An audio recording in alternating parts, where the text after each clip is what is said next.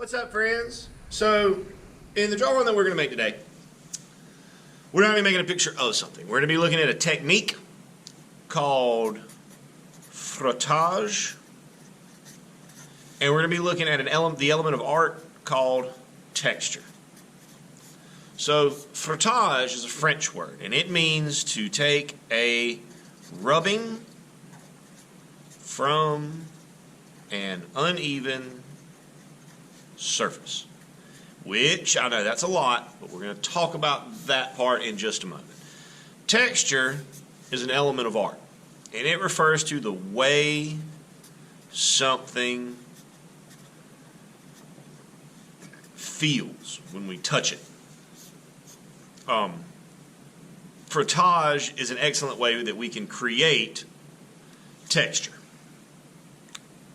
Now, given the story that we've read today, or that we heard, we're going to start off our practice of frottage with some different leaves.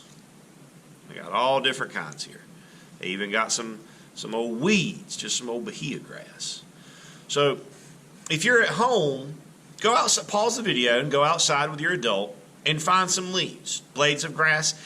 Bring them inside, put them between two paper towels, put a book or something heavy on top, and let them sit for 5 minutes or so, kind of dry out a little bit, especially if you're going and getting them early in the morning.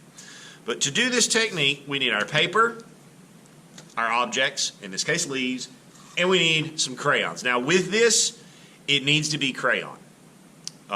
Crayon or pencil or charcoal.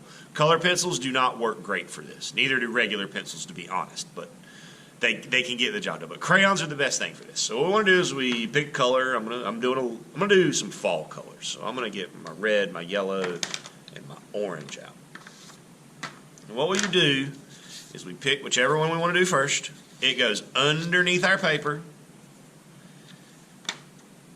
and then we color on top of it. And when we color on top of it, we need to be kind of gentle, because if we press down too hard, it can create some other problems for us. But as you see, as we color, we get to see all the veins and parts of that leaf show up on our paper. It creates this beautiful leaf texture.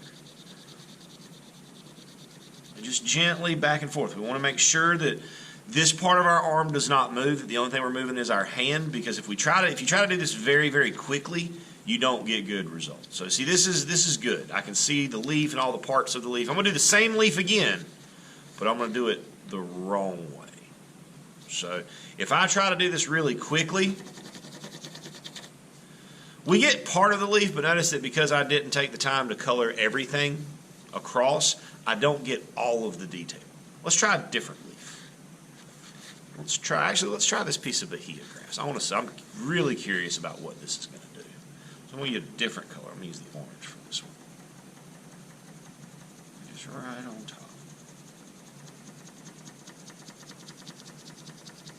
Oh yeah, look at there.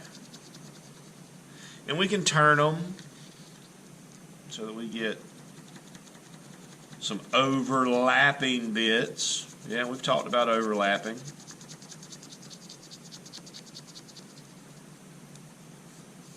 One more of those. Maybe right there. And sometimes you may have to guess a little bit about where just right on top.